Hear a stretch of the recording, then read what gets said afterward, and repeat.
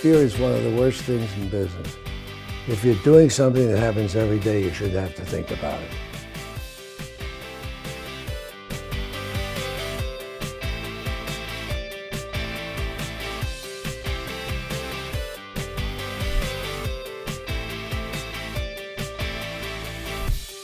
All right, Jack, today we are talking about a subject that is near and dear to my heart. It's tip number 30 from your book, The Evolution of an Entrepreneur. Yes. And it's something you've called the 3 Ps.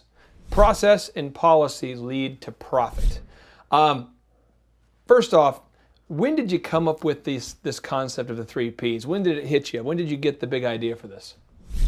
Well, I think it's been with me for many, many years. When I sat down to write the book and put some of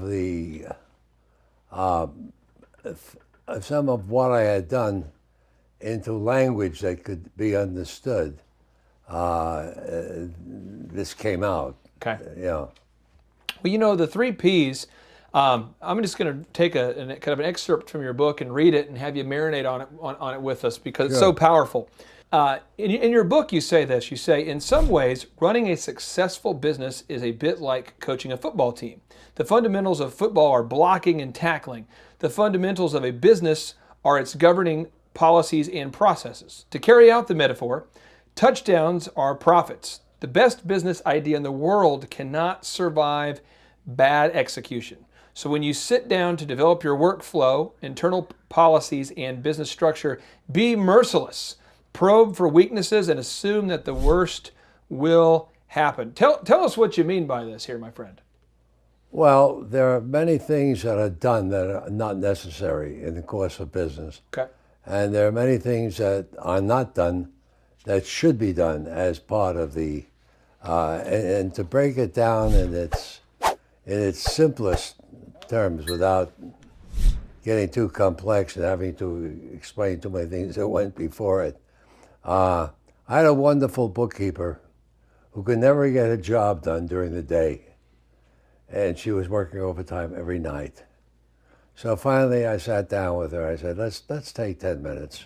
Tell me exactly what is it you do. Now, I should know because I'm there in the same office, but I don't know.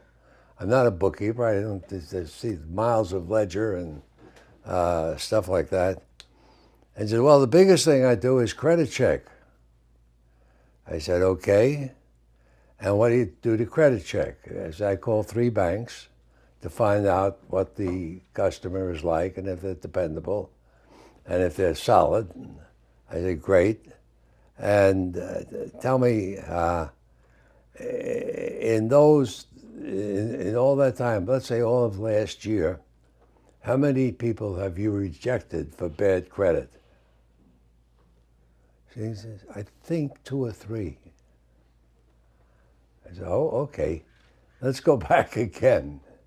First of all, you don't need 3 banking references. One is sufficient. Secondly, I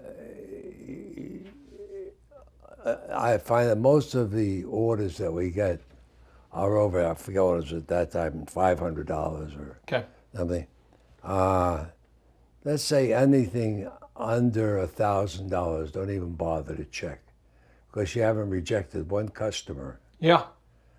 Don't bother to check anything under $1,000.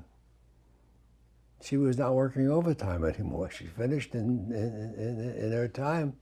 We didn't lose anything by it because we weren't losing anything anyway. We had a very substantial credit policy that we had no problem because most of the clients were first-class companies.